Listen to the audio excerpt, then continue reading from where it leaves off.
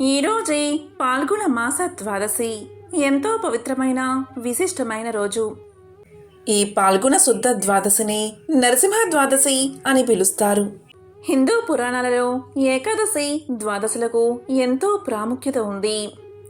ద్వాదశి రోజు లక్ష్మీనారాయణలు పూజించడం వల్ల కోరిన కోరికలు నెరవేరతాయి. లక్ష్మీ కటాక్షం కలుగుతుంది. ప్రతి పనిలోనూ మీదే విజయం కలుగుతుంది. మరి ద్వాదశి రోజు తప్పకుండా వినాల్సిన ఆ కథ ఏమిటో ఇప్పుడు ఈ వీడియోలో తెలుసుకుందాం. రాక్షసులకు రాజైన హిరణ్యకశ్యపుడు చాలా కాలం తపస్సు చేసి తన్ను చంపడం, ఇతరులకు అసాధ్యమయ్యేలాగా బ్రహ్మచే వరాన్ని పొందాడు. గాలిలో కాని, ఆకాశంలో కాని, భూమిపై కాని, నీటిలో కాని, అగ్నిలో కాని, రాత్రి కాని, పగలు కాని, దేవ దానవ మనుషులచే కాని, జంతువులచే కాని, ఆయుధాలచే కాని, ఇంట గాని బయట గాని మరణం ఉండకూడదు అని వరాన్ని కోరుకున్నాడు. అలాగే బ్రహ్మ తదాస్తు అంటూ వరాన్ని ప్రసాదించాడు. ఇక వరగర్వంతో హిరణ్యకశ్యపుడు విజృంభించాడు. దేవతలను జయించాడు. ఇంద్ర సింహాసనాన్ని ఆక్రమించాడు. పంచభూతాలను నిర్బంధించాడు. తపస్సులను భంగపరిచాడు. సాధువులను హింసించసాగాడు. అప్పుడు దేవతలు హిరణ్యకశ్యపుడి బాధలు తట్టుకోలేక పాహిమామంటూ విష్ణువుతో తమ బాధను మొరపెట్టుకున్నారు. అప్పుడు విష్ణువు ఇలా పలికాడు: కన్న కొడుకునకు ఆపన్నత తలపెట్టినవాడు హిరణ్యకశ్యపుని పట్టి వధింతును, మీకు భద్రమగును అని చెప్పి వారికి అభయాన్ని ఇచ్చాడు. హిరణ్యకశ్యపుడు తపస్సు చేసుకునే కాలంలో దేవతలు అదను చూసుకుని అతని రాజ్యంపై దండెత్తి క్రూరంగా కొల్లగొట్టారు. గర్భవతి అయిన రాక్షసరాజు భార్యను ఇంద్రుడు చెరపట్టగా నారదుడు ఇంద్రుణ్ణి మందరించి ఆమెను రక్షించి తన ఆశ్రమానికి తీసుకుపోయాడు. ఆ సమయంలో నారదుడు భాగవత కథలను ఆమెకు వినిపించేవాడు. ఆ భాగవత కథలను గర్భంలో ఉన్న ప్రహ్లాదుడు గ్రహించేవాడు. తరువాత తపస్సు ముగిశాక రాజ్యానికి తిరిగి వచ్చిన హిరణ్యకశిపునకు నారదుడు అతని ధర్మపత్నిని అప్పగించాడు. వీరికి కలిగిన సంతానమే ప్రహ్లాదుడు. ప్రహ్లాదుడు జన్మతః పరమ భాగవతుడు, లలిత మర్యాదుడు, నిర్వైరుడు, అచ్యుతపద శరణాగతుడు, అడుగడుగునా మాధవాను చింతన కలవాడు, సర్వభూతాలయందు సమభావం కలవాడు, సుగుణాల రాశి. అలాంటి ప్రహ్లాదుడికి విద్యను నేర్పమని, తమ రాజ ప్రవృత్తికి అనుగుణంగా మలచమని రాక్షసరాజు తమ కులగురువులైన చండా మార్కులకు అప్పగించాడు. ఒకసారి హిరణ్యకశ్యపుడు ప్రహ్లాదుణ్ణి చేరబిలిచి, నీవు ఏమి నేర్చుకున్నావు, నీకు ఏది భద్రము అని ప్రశ్నించాడు. అప్పుడు ప్రహ్లాదుడు ఇలా పలికాడు: సర్వము అతని దివ్య కళామయము అని తలచి విష్ణువునందు హృదయం లగ్నం చేయడా మేలు అని సమాధానం చెప్పాడు. రాక్షసులకు తగని ఈ బుద్ధి నీకెలా పుట్టింది, హరిగిరి అని ఎందుకు పేలుతున్నావు అని తండ్రి గద్దించాడు. ఎంతో మండిపడ్డాడు.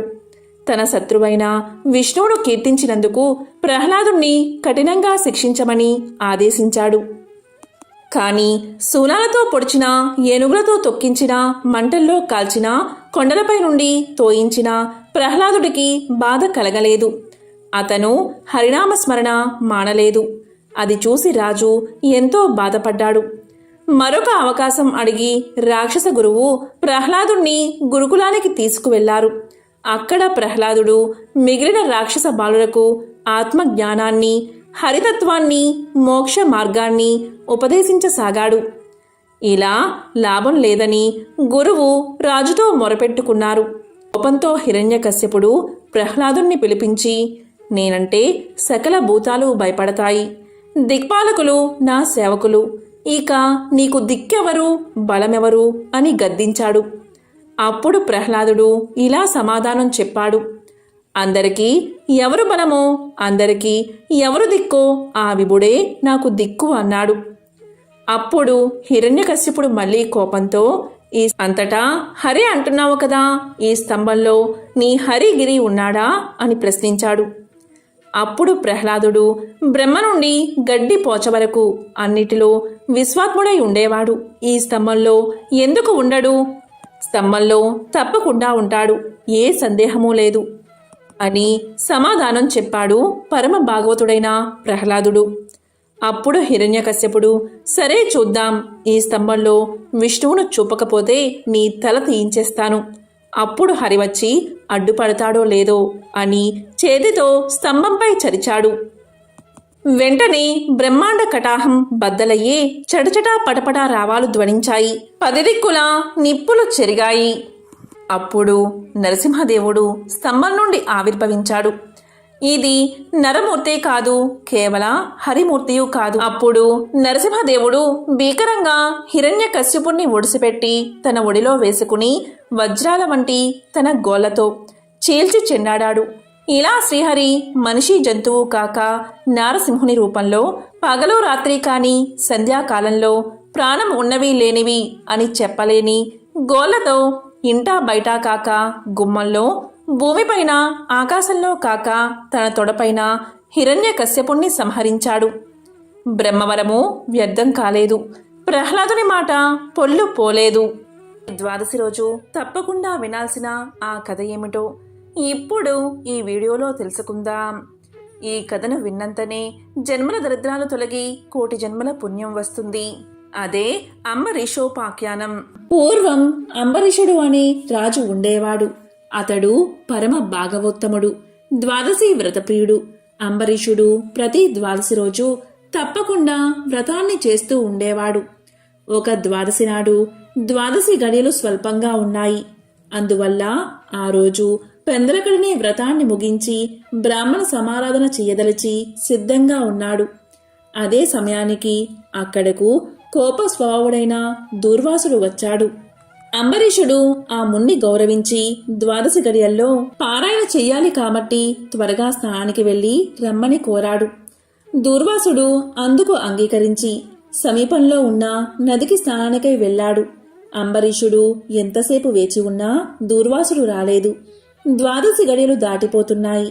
అందుచేత అంబరీషుడు తనలో తాను ఇలా అనుకున్నాడు, ఇంటికొచ్చిన దూర్వాసుణ్ణి భోజనానికి రమ్మన్నాను.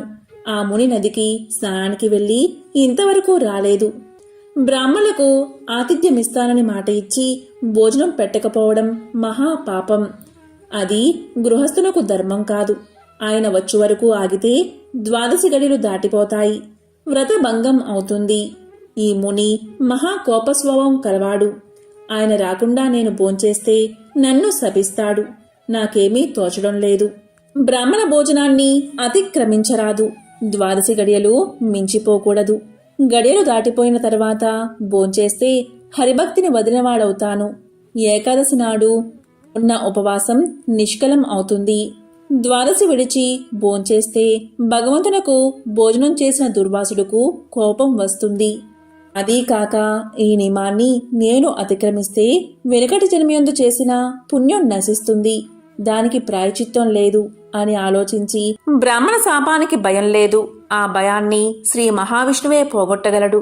కాబట్టి నేను ద్వాదశి గడియల్లో భోజనం చేయడమే ఉత్తమం. అయినా పెద్దలతో ఆలోచించడం మంచిది అని సర్వజ్ఞులైన కొందరు పండితుల్ని పిలిచి వారితో ఇలా పలికాడు. ఓ పండిత శ్రేష్ఠులారా, నిన్నటి దినమున ఏకాదశి అవడం వల్ల నేను కటిక ఉపవాసం ఉన్నాను. ఈరోజు స్వల్పంగా మాత్రమే ద్వాదశి గడియలు ఉన్నాయి. ద్వాదశి గడియల్లోనే భోజనం చేయాలి. ఇంతలో నా ఇంటికి దూర్వాస మహాముని వీచ్చేశారు. ఆ మహామునిని నేను భోజనానికి ఆహ్వానించాను. అందుకు ఆయన అంగీకరించి నదికి స్నానార్థమై వెళ్ళి ఇంతవరకు రాలేదు. ఇప్పుడు ద్వాదశి గడియలు దాటిపోతున్నాయి. బ్రాహ్మణుణ్ణి వదిలి ద్వాదశి గడియల్లో భోంచెయ్యవచ్చా, లేక వ్రత భంగాన్ని సమ్మతించి ముని వచ్చే వరకు వేచి ఉండాలా? ఈ రెండిటిలో ఏది ముఖ్యమైనదో తెలపండి అని కోరాడు. అంతటా ఆ ధర్మజ్ఞులైన పండితులు ధర్మశాస్త్రాలు పరిశోధించి విమర్శ ప్రతివిమర్శలు చేసుకుని దీర్ఘంగా ఆలోచించి ఇలా పలికారు.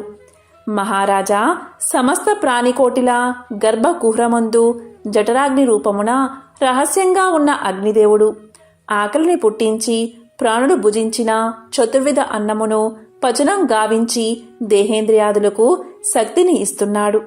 ప్రాణవాయువు సహాయంతో జఠరాగ్ని ప్రజ్వరిల్లుతుంది. అది చెలరేగిన క్షుద్బాధ దప్పిక కలుగుతుంది. ఆ తపము చల్లార్చాలి అంటే అన్నము నీరు పుచ్చుకుని శాంతపరచాలి. శరీరానికి శక్తి కలగజేసేవాడు అగ్నిదేవుడు. దేవతలందరికంటే అధికుడై దేవపూజ్యుడు అయ్యాడు. ఆ అగ్నిదేవుణ్ణి అందరూ సదా పూజించాలి. గృహస్థు ఇంటికి వచ్చిన అతిథి కడజాతి వాడైనా భోజనం పెడతానని చెప్పి వానికి పెట్టకుండా తినరాదు. అందులోనూ వేదాంగ విద్యా విశారదుడు మహాతపస్సాలి సదాచార సంపన్నుడు అయిన దూర్వాస మహాముని భోజనానికి పిలిచి అతనికి పెట్టకుండా తాను భోంచేయడం వల్ల మహాపాపాలు కలుగుతాయి. అందువల్ల ఆయుక్షీణం కలుగుతుంది. దుర్వాసుడంతటి వాణ్ణి అవమానం చేస్తే పాపం సంప్రాప్తమవుతుంది అని విశదపరిచారు. అంబరీష, పూర్వజన్మలో కించిత్ పాప విశేషం వల్ల నీకీ అనర్థం వచ్చింది. నీ బుద్ధిచే దీర్ఘంగా ఆలోచించి నీకు ఎలా అనిపిస్తుందో అలాగే చెయ్యి. ఇక మాకు సెలవు ఇప్పించు అని పండితులు పలికారు. అంతా అంబరీషుడు ఇలా అన్నాడు. ఓ పండితోత్తములారా, నా నిశ్చిత అభిప్రాయాన్ని ఆలకించి వెళ్ళండి. ద్వాదశి నిష్టను విడవడం కన్నా విప్రశాపం అధికమైంది కాదు. జలపానం చేయడం వల్ల బ్రాహ్మణుణ్ణి అవమానపరచడం కాదు, ద్వాదశిని విడవడమూ కాదు. అప్పుడు దుర్వాసుడు నన్ను ఎలా నిందిస్తాడు? నిందించడు. మొదట పుణ్యఫలం నశించదు కాబట్టి జలపానం చేసి ఊరుకుంటాను అని వారి ఎదుటే జలపానం చేశాడు. అంబరీషుడు జలపానం చేసిన మరుక్షణమే దూర్వాసుడు స్నాన జపాదులు పూర్తి చేసుకుని అక్కడికి వచ్చాడు. వచ్చిన వెంటనే ఆ ముని మహారౌద్రాకారుడై కళ్ళ వెంట నిప్పులు కక్కుతూ ఇలా అన్నాడు. ఓరీ మదాంద, నన్ను భోజనానికి రమ్మని నేను రాకుండానే నువ్వు ఎలా భోంచేశావు? ఎంత దుర్మార్గము, ఎంత నిర్లక్ష్యము, ఎంతటి ధర్మ పరిత్యాగివి! అతిథికి అన్నం పెడతానని ఆశ చూపి పెట్టకుండా తాను తిన్నవాడు మలభక్షకుడు అవుతాడు. అలాంటి అధముడు మరుజన్మలో పురుగై పుడతాడు. నీవు భోజనానికి బదులు జలపానం చేశావు. అది భోజనంతో సమానమైనదే. నీవు అతిథిని విడిచి భోజనం చేశావు కాబట్టి నీవు నమ్మకద్రోహి అవుతావే కాని హరిభక్తుడివి ఎలా కాగలవు? శ్రీహరి బ్రాహ్మణ అవమానాన్ని సహించడు. నన్ను అవమానించడం శ్రీహరిని అవమానించడమే. నీవంటి హరినిందాపరుడు మరొకడు లేడు. నీవు మహాభక్తుడవని అతి గర్వం కలవాడవై ఉన్నావు. ఆ గర్వంతోటే నీవు నన్ను భోజనానికి ఆహ్వానించి అవమానపరిచి నిర్లక్ష్యంగా జలపానం చేశావు. అంబరీష, నీవు ఎలా పవిత్ర రాజకుటుంబంలో పుట్టినావురా? నీ వంశం కలంకం కాలేదా అని కోపంతో నోటికి వచ్చినట్లు తిట్టాడు. అంబరీషుడు ముని కోపానికి గడగడా వణుకుతూ ముకులిత హస్తాలతో ఇలా అన్నాడు. మహానుభావా, నేను ధర్మహీనుడను. నా అజ్ఞానంచే నేనీ కార్యాన్ని చేశాను. నన్ను రక్షించండి. బ్రాహ్మణులకు శాంతే ప్రధానము. మీరు తపోధనులు, దయా దాక్షిణ్యాలు కలవారు కాబట్టి నన్ను కాపాడండి అని అతని పాదాలపై పడ్డాడు. దయాశూన్యుడైన దుర్వాసుడు అంబరీషుడి తలను తన ఎడమకాలితో తన్ని, దోషికి శాపం ఇయ్యకుండా ఉండరాదు. నీవు మొదటి జన్మలో చేపగాను, రెండవ జన్మలో తాబేలుగాను, మూడవ జన్మలో పందిగాను, నాలుగవ జన్మలో సింహంగాను, ఐదవ జన్మలో వామనుడిగాను, ఆరవ జన్మలో క్రూరుడువైన బ్రాహ్మణుడుగాను, ఏడవ జన్మలో మూఢుడువైన రాజుగాను, ఎనిమిదవ జన్మలో రాజ్యం కాని సింహాసనం కాని లేనట్టి రాజుగాను, తొమ్మిదవ జన్మలో పాషాండ మతస్థునిగాను, 10వ జన్మలో పాప బుద్ధి గల దయలేని బ్రాహ్మణుడుగాను పుట్టెదుగాక అని వెనుక ముందు ఆలోచించక శపించెను.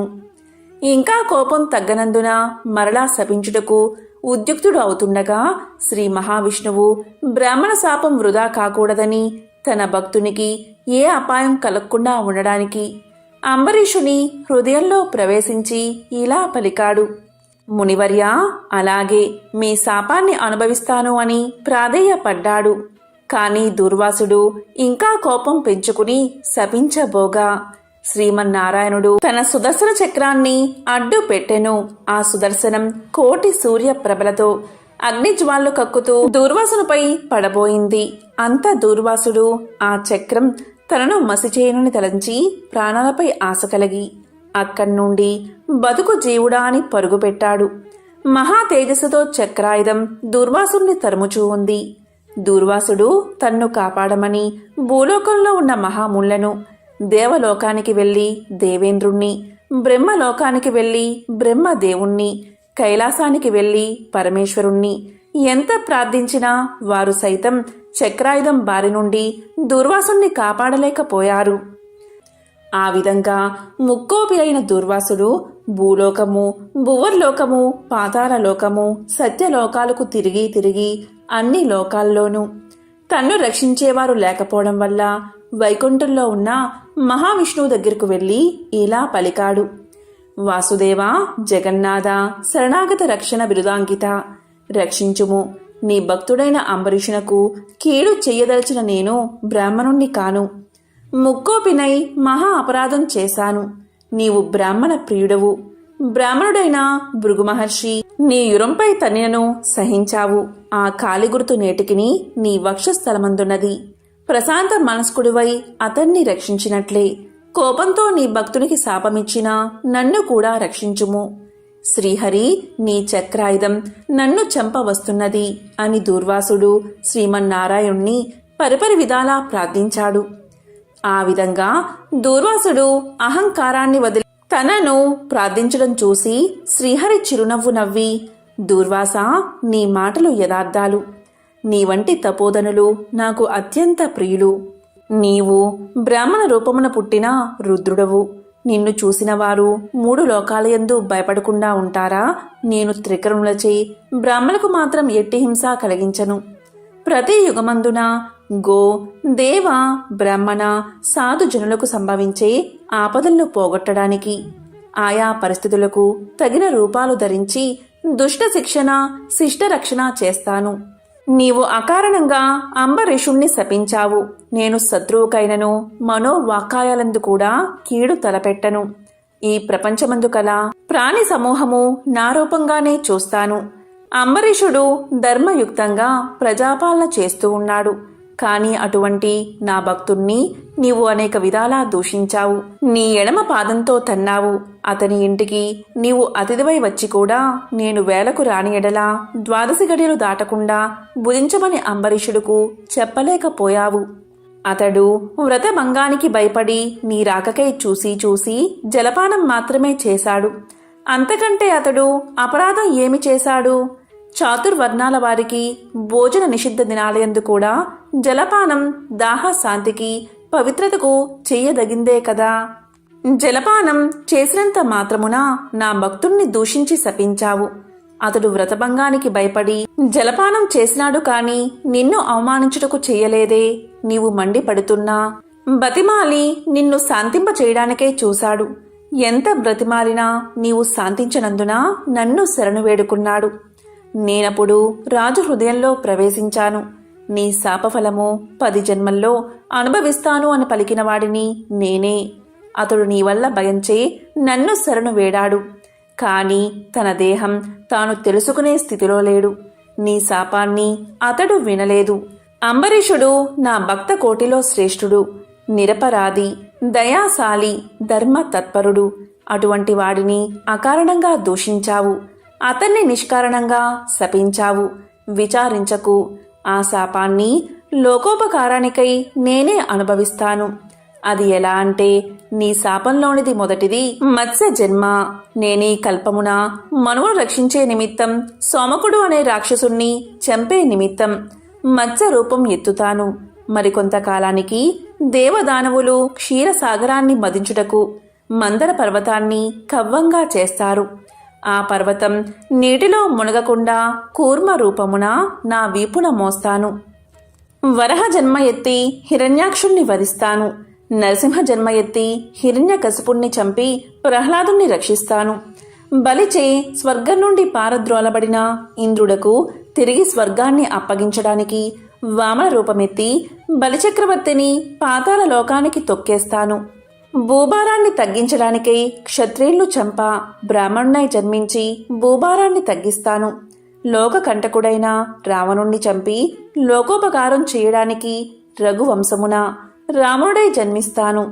తరువాత యదువంశమున కృష్ణుడిగా, కలియుగమున బుద్ధుడిగా, కలియుగాంతమున విష్ణు చిత్తుడను విప్రుడి ఇంట కల్కి అనే పేరుతో జన్మించి గుర్రాన్ని ఎక్కి తిరుగుతూ బ్రహ్మద్వేషులందరినీ మట్టు పెడతాను. నీవు అంబరీషుడికి శాపరూపమును ఇచ్చిన 10 జన్మలు ఈ విధంగా పూర్తి చేస్తాను. ఈ విధంగా నా దశావతారాలను సదా స్మరించే వారికి సమస్త పాపాలు హరింపచేసి వైకుంఠ ప్రాప్తిని నొసంగుతాను. ఇది ముమ్మాటికి తథ్యము.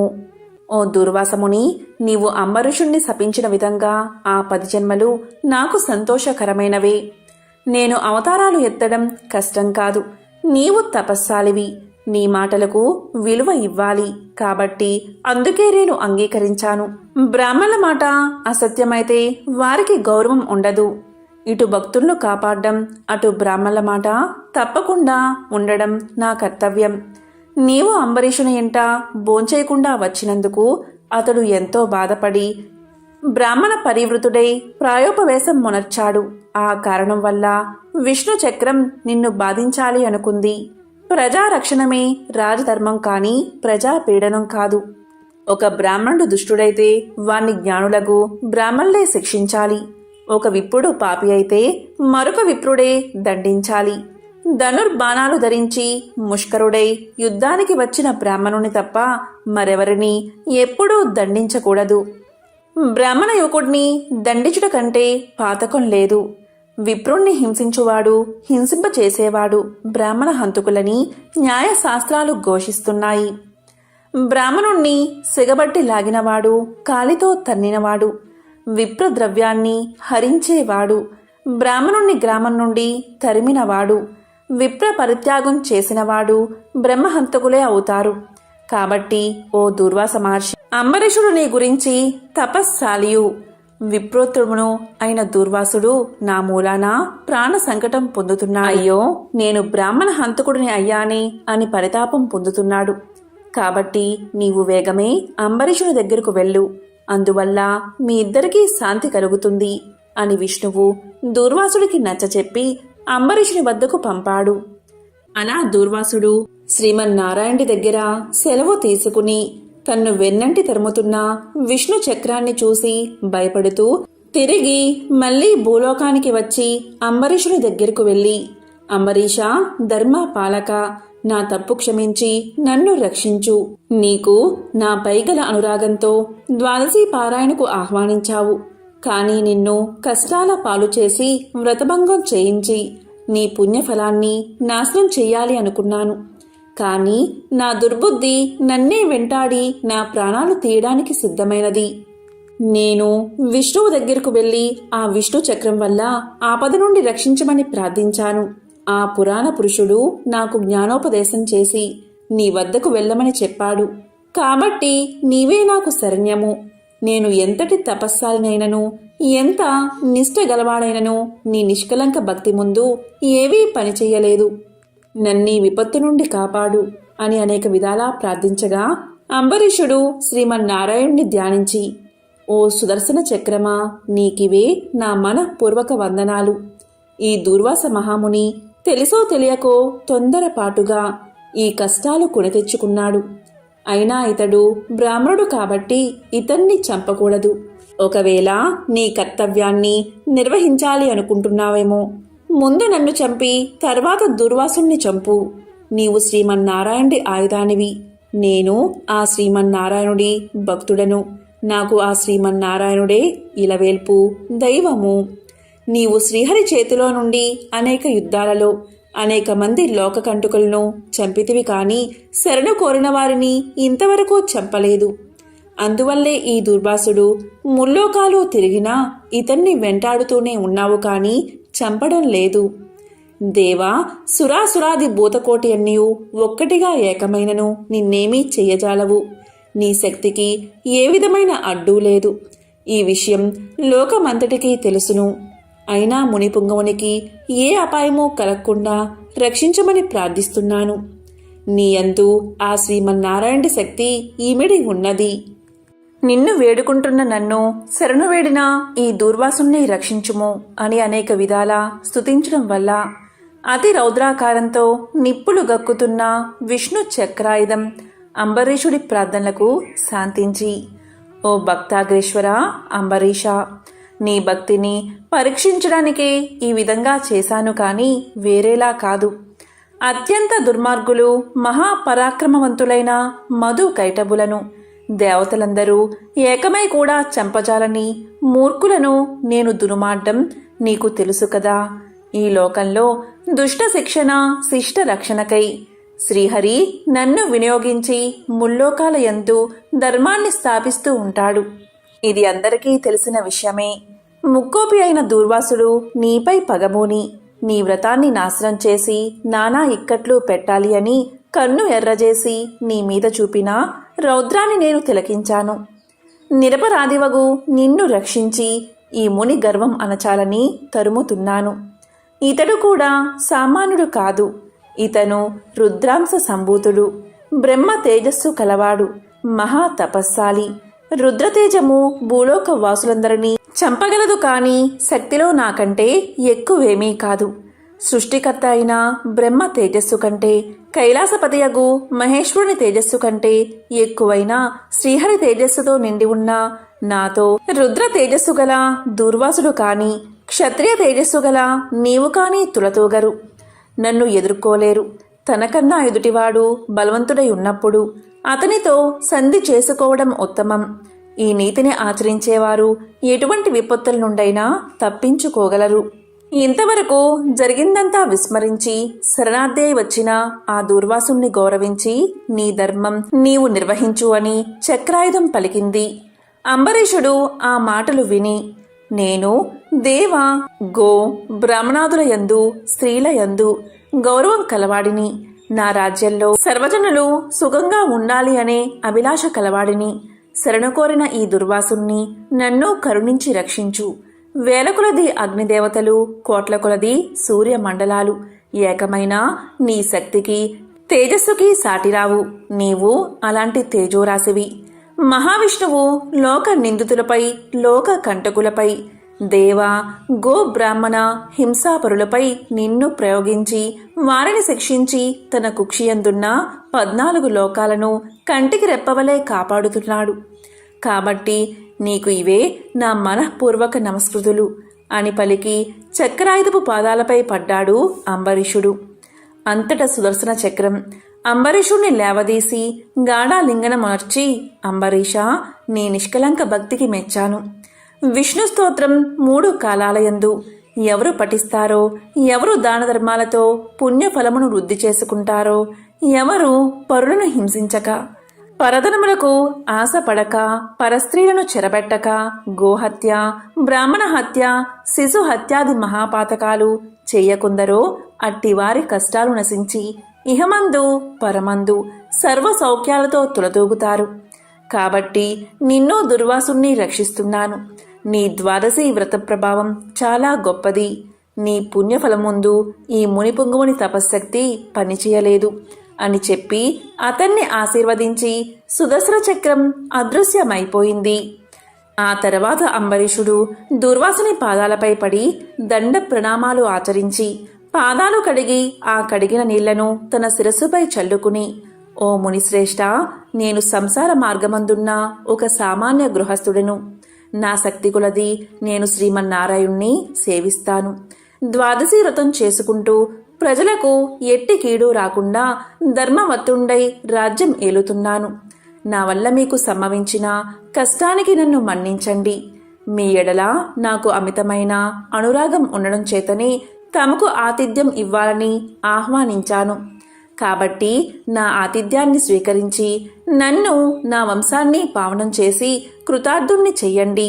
మీరు దయార్థ హృదయులు. ప్రథమ కోపంతో నన్ను శపించినా మరలా నా గృహానికి విచ్చేశారు. నేను ధన్యుణ్ణి అయ్యాను. మీ రాక వల్ల శ్రీ మహావిష్ణు యొక్క సుదర్శనాన్ని చూసే భాగ్యం నాకు కలిగినది. అందువల్ల నేను మీ ఉపకారాన్ని మరవలేకున్నాను. మహానుభావా, నా మనస్సంతోషంచే మిమ్మల్ని ఎలా స్తుతించాలో నా నోట పలుకులు రాకున్నవి. నా కళ్ళ వెంట వచ్చు ఆనంద బాష్పాలతో తమ పాదాలు కడుగుతున్నాను. తమకు ఎంత సేవ చేసిననో ఇంకా రుణపడి ఉంటాను. కాబట్టి ఓ పుణ్యపురుష, నాకు మరలా నరజన్మ రాకుండా ఉండేటట్లు సదా మీ బోటి మునిశ్రేష్ఠుల యందు ఆ శ్రీమన్నారాయణుడి యందు మనస్సు కలవాడనై ఉండేటట్లు నన్ను ఆశీర్వదించండి అని ప్రార్థించి సహపంక్తి భోజనానికి దయచేయమని ఆహ్వానించాడు. ఈ విధంగా తన పాదాలపై పడి ప్రార్థిస్తున్న అంబరీషుణ్ణి ఆశీర్వదించి ఇలా పలికాడు దూర్వాసుడు. రాజా, ఎవరు ఎదుటివారి బాధన నివారణ గావించి ప్రాణాలు కాపాడతారు, ఎవరు శత్రువులకైనా శక్తి కొలది ఉపకారం చేస్తారు, అలాంటి వారు తండ్రితో సమానమని ధర్మశాస్త్రాలు తెలియచేస్తున్నాయి. నీవు నాకు ఇష్టుడవు, తండ్రితో సమానుడు అయ్యావు. నేను నీకు నమస్కారం చేస్తే నాకంటే చిన్నవాడు అవడం వల్ల నీకు ఆయుక్షీణం కలుగుతుంది. అందుచేత నీకు నమస్కారం చేయడం లేదు. నీవు కోరిన ఈ స్వల్ప కోరికను తప్పకుండా నెరవేరుస్తాను. పవిత్ర ఏకాదశి వ్రతనిష్ఠుడవగు నీకు మనస్తాపాన్ని కలగజేసినందుకు వెంటనే నేను తగిన ప్రాయశ్చిత్తాన్ని అనుభవించాను. నాకు సంభవించిన విపత్తును తొలగించుటకు నీవే దిక్కయ్యావు. నీతో భోజనం చేయడం నా భాగ్యం కాక మరొకటి అవుతుందా అని దూర్వాస మహాముని పలికి అంబరీషుని అభిష్టం ప్రకారం పంచభక్ష పరమాన్నాలతో సంతృప్తిగా విందు ఆరగించి అతని భక్తికి కడంగుడు ప్రశంసించి అంబరీషుణ్ణి దీవించి సెలవు తీసుకుని తన ఆశ్రమానికి వెళ్ళిపోయాడు. ఎంతో పవిత్రమైన విశేషమైన ద్వాదశి రోజు ఈ కథలను విన్నా, చదివినా, చెప్పినా, వినిపించినా జన్మల దరిద్రం తొలగి కోటి జన్మల పుణ్యం వస్తుంది. సకల శుభాలు కలుగుతాయి. ఓం నమో నారాయణాయ. ఓం నమః శివాయ. ఓం శ్రీ మహాలక్ష్మియే నమః.